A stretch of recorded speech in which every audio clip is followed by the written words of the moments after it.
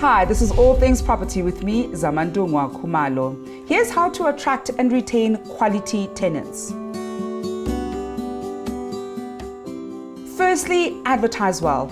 You want to make sure that the ad has all the details about the amenities that are within range of your property, whether it's a school, a hospital, or a shopping center. Make sure to also put high-definition pictures that will give your prospective tenants the best idea of what your property looks like. Secondly, be prepared for viewings. Prospective tenants might not be available during the day, so you want to make sure that you free up some time, whether on the weekends or in the evening. Also make sure that the property is neat and tidy for whoever is going to be coming to view.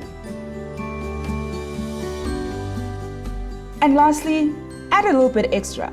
This might mean including some of the kitchen appliances to come with the rental property, or maybe even offering uncapped Wi-Fi. This, of course, is something as a landlord you would have budgeted in. For more tips and advice on all things property, visit our blog on www.builders.co.za.